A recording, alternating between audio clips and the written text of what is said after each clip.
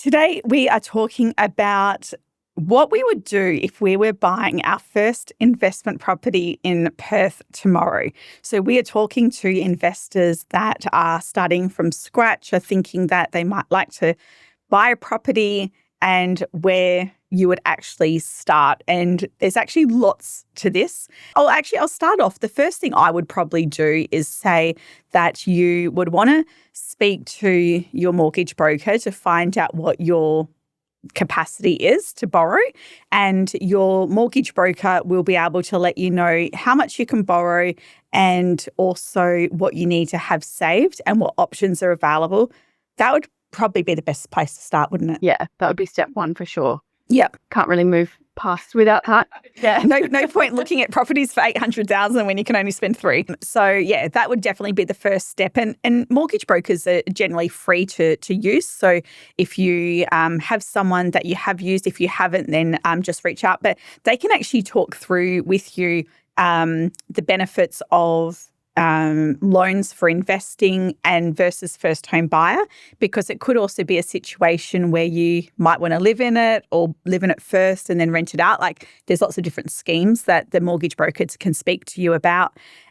What I would say as well is that when you are renting out your property and you're buying it as an investment, your mortgage broker will be able to let you know as well what sort of rent return you need to get on the property.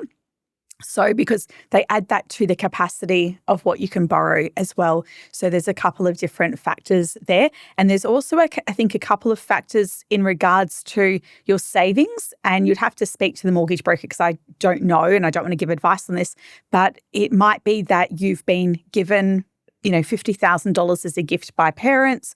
If you have been, then there might be a time that you have a time frame that has to be sitting in your account for before it can be classed as genuine savings. And then there might be a situation where you're wanting a parent to go guarantor with you, and there might be things that you need to take into consideration as well. So just a few moving parts, but the mortgage broker is that first person to speak to. What would your second point of call be once you've got your budget, and let's say you got your savings, you're going to spend $700,000. I've got approval for $700,000. What would your next step be? My next step would be research. So we see this quite often where people like to just copy what their friends have done. So if you have family or friends that have investment properties, you typically look at the same areas, but they might have purchased 3 years ago and that area might now look completely different for you. So there's so many free resources out there. There's so many education pieces. You've got places like TikTok and YouTube where people have entire series on what to look for, how to find it, things like that. Those are all free. You've then got some great paid options. So Suburbs Finder is a software that we have in our office, and that allows us to actually pull things like a suburb intelligence report. So it gives us a deep dive on how the suburb has performed in the last few years, what we can expect to see in the future years coming as well. We can pull things like a heat map and have a look at what areas are going to align with your specific investment strategy. So yeah, it would be picking your investment strategy before you start the research, but I guess they kind of go hand in hand. So, are you investing so that you can then have this property in future for your kids to move into? Do you want to focus on, your cash flow? Like what is the purpose of this, and finding out what your purpose is will then drive how you do your research. You might be an investor that is buying it for that capital growth because that's going to be sort of the next step in your journey. But when someone's buying a property because they just want something as an investment now and they want to have it as security for their children when their children are in their 20s, for example, there's a different mindset that comes with that, because what I find is that one becomes more intentional and the other one is a little bit more flexible. Because if I was buying something for my children, I wouldn't be as worried about, it's not that I wouldn't be worried about price, but I'm going to be more focused on location where I want them to live. And also I'm probably in a position to offer a little bit more money because I'm holding on to it long term. And it's a very long game, where if you are an intentional investor and are purely buying it for financial reasons, you need to make sure those numbers work, because if they don't work, you don't want to be overpaying for it. And you want them to work because it's a business decision and there's no emotion in that as well. So like Marissa said, something that a lot of investors do is the advice they get from the mate, which we just like. Plan at the park. Oh my God. I did this 5 years ago and it worked for me, so you should give it a shot. Seriously, I know. And it's a real big problem to do it. And the truth is as well in Perth is that everyone who purchased 4 years ago have all done incredibly well. I mean, I think we're seeing on Suburbs Finder the growth for a lot of the suburbs is sitting between 75 and 95%. Yeah, it's insane. It's insane.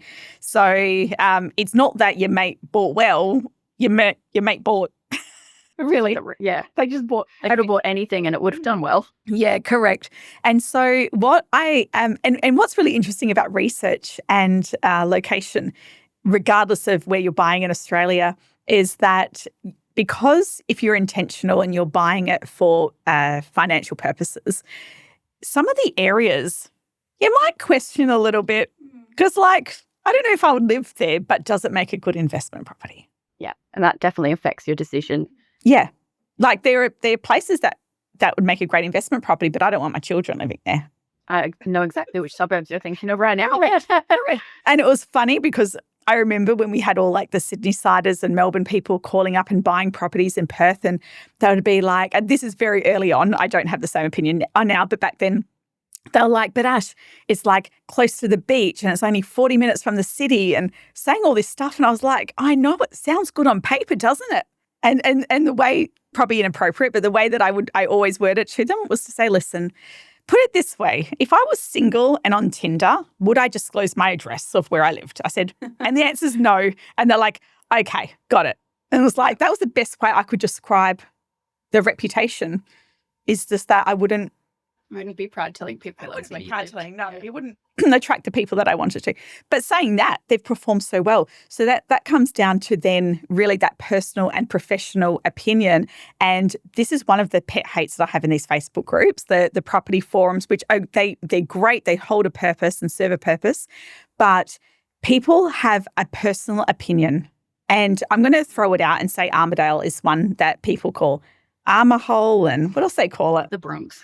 Like, and sure, like have a personal opinion on it. That's absolutely fine. But professionally, I can tell you, I would probably say it's one of my favorite locations in terms of portfolios inside our business. I really like. It performs quite well.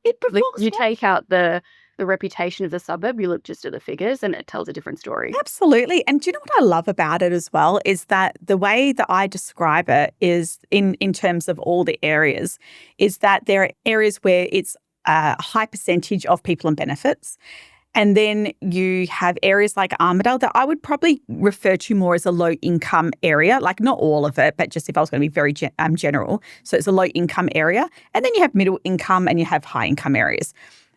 I'm seeing a vast difference in areas that are mainly people on benefits versus low income. Low income, I'm finding that our tenancies, they're hard workers. They actually deal with maintenance if they can because they're more in that labouring type role.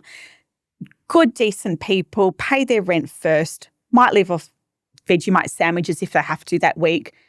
If they have no shower for the day, it's not a big drama. They're not asking you to get a hotel room. You know what I mean? Because they're without a shower. Like really, there's just something about Armadale. And I guess that's sort of what I'm getting at is that people have a personal opinion on it, but professionally, it tells a different story. It tells a different story. So this is where, when you're talking about research, finding out, using property managers in the area for your research would be such an important part because like that story that I just shared, while yes, it's kind of go on social media, I probably wouldn't actually do a post about it. Yeah. And I wouldn't say it on a post because I'd get slammed, but you call me up on the phone and I'll give you all the details. You'll give your honest opinion. Yeah. Right. And so that is really where having relationships with property managers are really good. So if you have a budget, I think the Suburbs Finder, which is a fantastic program that we use, that will probably tell you where roughly you will find the most available properties inside your budget. So that will give you some guide, wouldn't it? It takes a lot of the behind the scenes research out of it because it pulls it all for you and it does it quickly as well. Yeah. So it just makes sure that if you're starting to research into areas, you're not having to do all the manual work, but it also makes sure that you're not wasting any time. Like you could be searching in a suburb that you think looks great, you find something you love, you think it's gonna work, and then you run the numbers and it's been a waste of your time. So just make sure that you're focusing in the right areas to start with. Yeah. So I want to ask you, if you were looking right now, what suburbs, other than Armidale, maybe, would you be looking in and why? So I would use Suburbs Finder and I would find an area where it's had the 50 to 70% growth. That would probably be my target, which is still high, but it's lower than the 75 to 95% growth. So anywhere between 50 and 60, so 50 and 70% growth in the last 3 years would be on my radar. I actually really love more diverse areas. So I find that Huntingdale and Thornley are they've always been a bit of a favourite for me. And I like it because they are diverse. We've got cheap properties there. We've got expensive properties there. We've got low income earners. We've got high income earners. We've got properties that are, maybe not 500,000 now, but, a big range. Properties that are in their millions and then properties that are 600,000. So I love the diversity of suburbs like that. However, for me, in my investment journey, I've got children that are in their teens. So I'm more thinking about their future. And I would probably, for me, truly, I would be buying a villa in Chewett Hill, Joondalup, Osborne Park, and central to the city, or more central to the city. They would be my hotspots. Only because for me, they would have the cash flow, because 2-bedroom units and villas, the cash flow's there.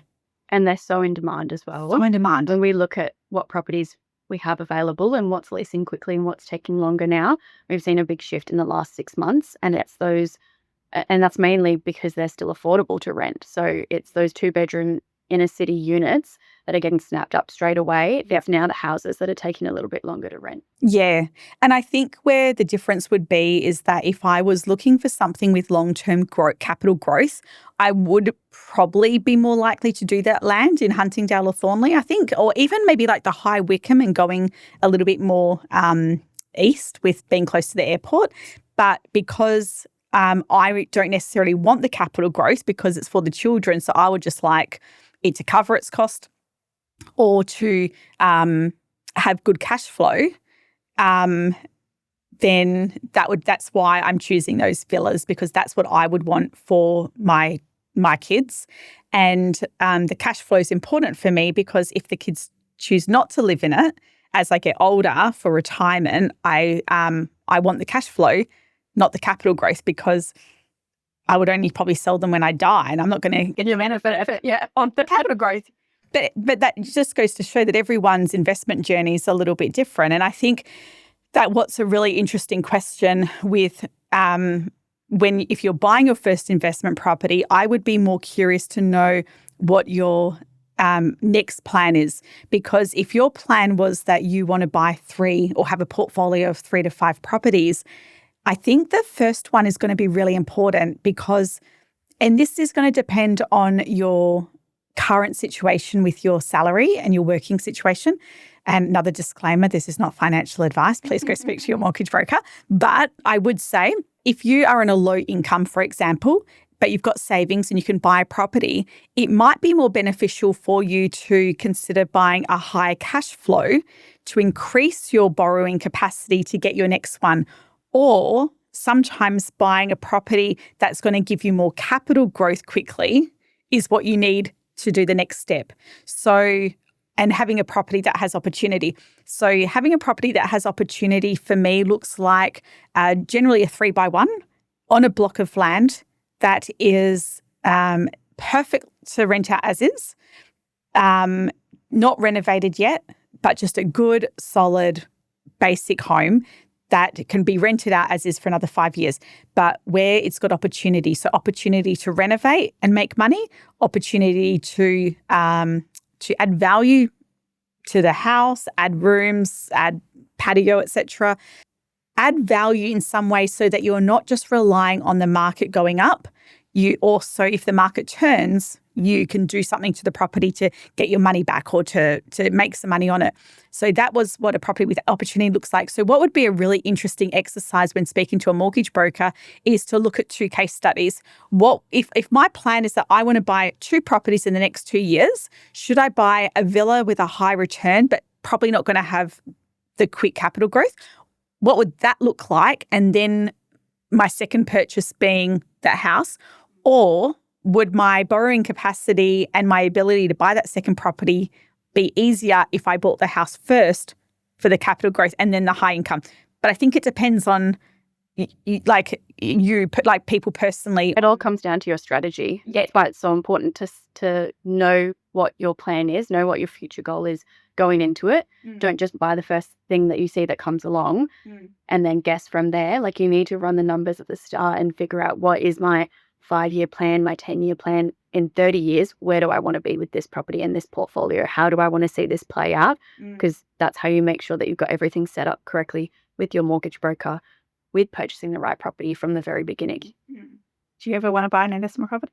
Yeah. I live in my own property now, and I'll probably rent that out within the next 5 years. Okay. Yeah. I'm just waiting for things to maybe calm down a little bit. Would you buy something in a different area?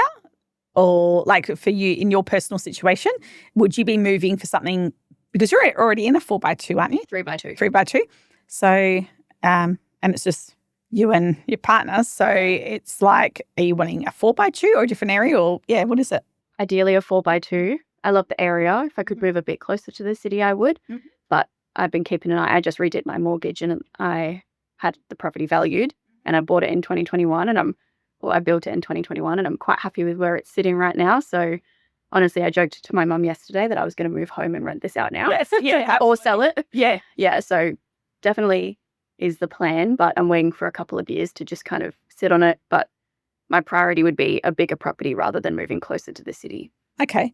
And then in your mind, and it's just good to hear, because like we're at different stages of our lives, but when you do that, are you ideally looking for the rent to cover the mortgage? Is there, like, when you're I know, yes, you're waiting for maybe things to calm down and you've got other stuff going on, but would a factor being making sure that the rent covers the mortgage, or is that not something you're thinking about? That is something I would want. Yeah. So even recently I was looking at it and thinking, I've been there for a few years now. Do I have enough equity in this house to purchase my second property now? But when I ran the numbers, I think it would be quite tight for having that rent to cover my mortgage. Like, if I kind of did the numbers a little bit, I'm not going to lie, ChatGPT did help me. I'll admit that. Don't tell Diana. And it just was going to be cutting it a little bit fine. But ideally, that would be my first strategy. Yeah. But I guess I've been raised with the mindset of, once you buy something, you sit with it and you hold it. Like a property, at least from the experience I've had around me growing up with property investors, their strategy has always been, you buy it and you hold it for life, pretty much. And I've seen the way that has benefited them. So that's kind of how I'm going into it as well. Well, we've only ever regretted selling as opposed to ever regretted buying. Exactly. Yeah. And I'm sure everyone listening is like, imagine if I kept my first property that I ever bought. Imagine what I could do with all that money now if I sold it. But you do the best with what you've got at the time. And I wasn't in a situation I could stretch myself a little bit more. And to be honest, all of my purchases, there's been 1, 2, 3, 4 purchases that I've had, like, principal, living in, and all of them great homes, and they all were stepping blocks to get to the next stage. But yeah, I do think to myself, imagine if I held on to them and just pushed that little bit more. Would you ever buy an apartment in a strata complex? Hell no. Yeah, I'm the same. Nah. I would rent one. I would absolutely rent one for all the facilities. But no, I've just seen too many shitty strata levies come through and problems in stratas. I think renting, like Civic Heart in South Perth. Oh, I'd love to live there. Happy to pay $1,000 a week to rent there and rent out my place. But yeah, I feel like apartments are like a real seasonal thing. Like, it's something that, like, it's a season of your life. I want to live in an apartment for a year or 2 years. But then I think the novelty would be It would wear off pretty quick. I think so as well. Yeah. I wouldn't want to commit to it, that's for sure. So like with your investment journey then, so if you've been brought up with that you wouldn't sell, so you wouldn't be like, if you were to think about like what the second stage would be, so first stage would be to buy a bigger home and rent that one out, would it be that you want to eventually then maybe sell the original house to pay off the big house, like eventually, or that's not? No, not really. And I think as long as I've got things set up correctly, and that's why I do have good advice around me. And I'm lucky that Diana is my mortgage broker. So she's in the office with me every day. I ask her questions all the time. But I think if you've got everything set up correctly, ideally, I would just want to continue growing that portfolio. To me, paying off the house isn't the priority. Yeah. It's building up that portfolio and making sure that I can get that cash flow through in the future. Yeah. So cash flow more important than equity, you'd say at the moment? Yeah. Yeah. Or eventually anyway. Yeah. It's such a personal journey, isn't it? Yeah. Like everyone's so different. But I think, knowing what that next stage would look like is, and like, you're very intentional with what your reasons are. And I would be very intentional with what my reasons are. And they're not based on just buying it because everyone says it's a good time to buy. Like there's a strategic plan to it. Not that right now is the best time to buy for some areas. I'll just have my little input here is I'm at the age now where most of my friends are trying to buy their first place to move into. So no one's at the point yet of purchasing investment properties. They're in their late 20s and they're still living at home because they can't find a place to purchase. And then now they're all deciding to build, which is, I'm very proud of this. I chose to do this 4 years ago. 6 years ago, almost. And so now where I built at the time felt really far away. And I was thinking, oh my God, I'm moving so far away from everything. And am I going to regret this? And then now here I am further down the track. Everyone that didn't build at the time and didn't buy is now having to build even further down the freeway than I did. And they're paying more than double to build the same size house on the same size block. People just sit on things for too long, don't they? And they just don't move. And it is, I can see that being a huge, and I mean, and to be honest, investing is just going to be completely, I would imagine, out of reach. Yeah. For friends of similar your age. So, big issue. Oh, and we've talked about who would be the first person on your team. Your first person is going to be your mortgage broker for sure. What would you not compromise on when buying an investment property? What would be like a single most important thing? Would it be like location, condition, rent? I would say the location. Yeah. You can change the condition of the property, true, and that will then change the rent, but you can't change the location. So if you purchase a house that's surrounded by government housing, you're not going to be able to change that, and that is going to cause you headaches further down the track. So that is actually a question we get quite often from investors when we're helping them look at their next move is if they're looking at a property and we're pulling reports for them, we'll actually check what other properties in the street and see if any of them are owned state housing. Yeah. So that's where that report's so good, that Suburbs Finder one. And I always say, like, state housing isn't directly an issue because we have just as many situations with private tenants that cause havoc on a street. You know what I mean? Like it's not saying because there's state housing you're going to have issues. What I would say though is that having a cluster in a street or an area can cause some behavioural social issues on the street, but there's only that I'm aware of 1 or 2 suburbs where there is clusters and issues. The other areas, they might have, 1 or 2 on the street, which is very normal. You wouldn't even notice them. And I don't generally see that as being a big issue. There's always the behavioural side of things. But like I said, generally that's where we get the clusters where it can be maybe more of a concern. Visually, not as much anymore. I mean, the only thing visually is it's more to do with a lot of hoarding out the front sometimes. I'm seeing that is a little bit more rare now. But I guess for me, it's also the logistics of it. Like if you have a fence and it's shared and it goes down and then you've got to deal with the government department to sort that fence out. I mean, Yeah, it'd be a bit of a pain. I mean, in fairness, I think the last one that I did, it was not too bad, but it's just still just a little bit harder. So that's not, that's just something that investors would think about. And as well, if you thought that you might want to live in the property, that might be a factor for you as well. But again, it's not given because, like I said, you can have a rental property, or actually even worse, an owner-occupied property that has got hoarding, and there's nothing you can do about that. Yeah. At least a rental property you can breach, but yeah, it would be worse if someone owned it. Yeah, great point.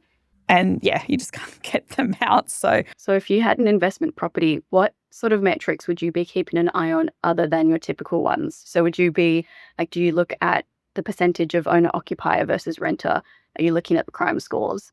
So investors do tend to look at the percentage of owner-occupiers. For me, I'm more looking at the demand. So the reason why I would speak to a property manager is because I would want to know what is the more common ideal tenant in the area.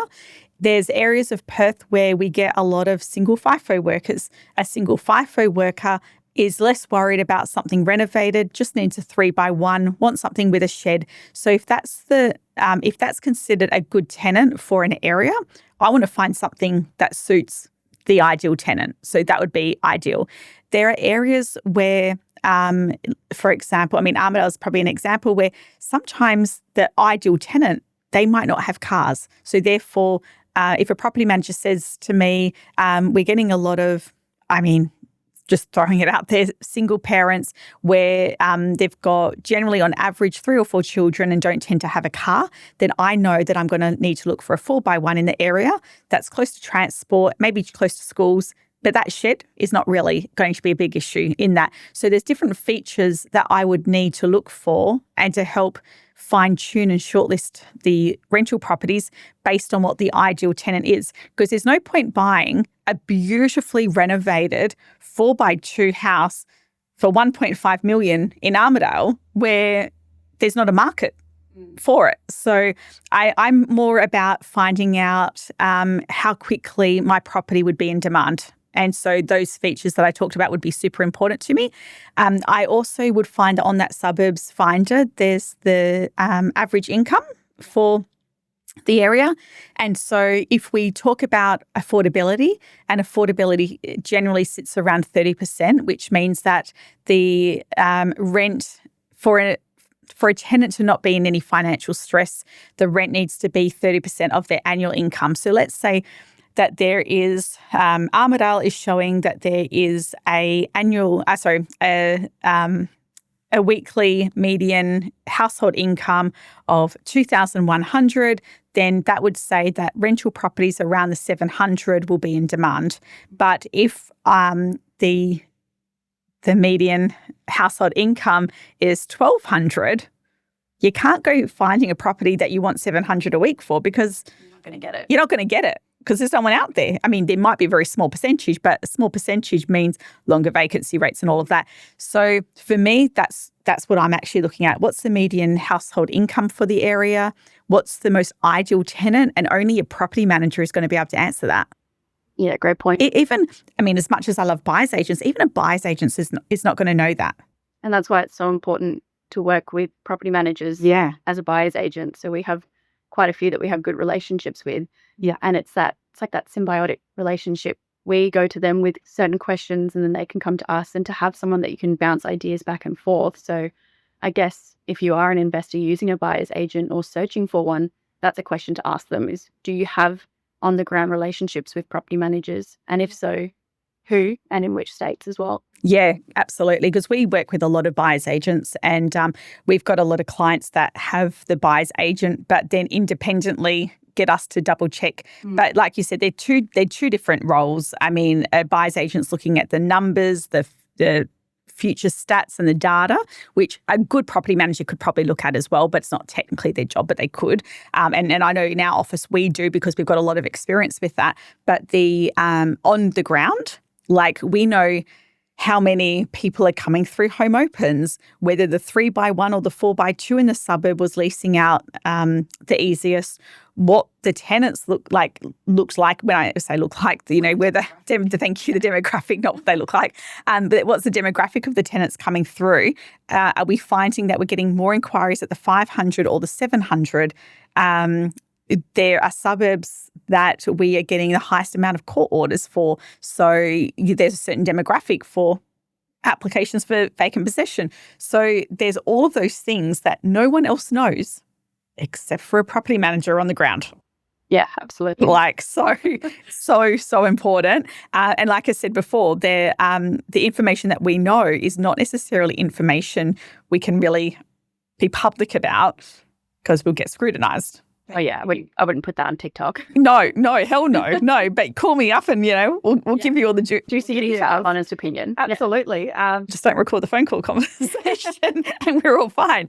So that's really like from a first investment, buying a first investment property. They're the things that we would do behind the scenes. So it's not just a matter of seeing the mortgage broker and looking on the websites and copying your mate. Please don't copy your mate. Just go through those extra layers, which are definitely going to make sure that you've got good longevity with your investment and buying a property that hopefully performs well. Amazing. Thank you. Thanks, Ash.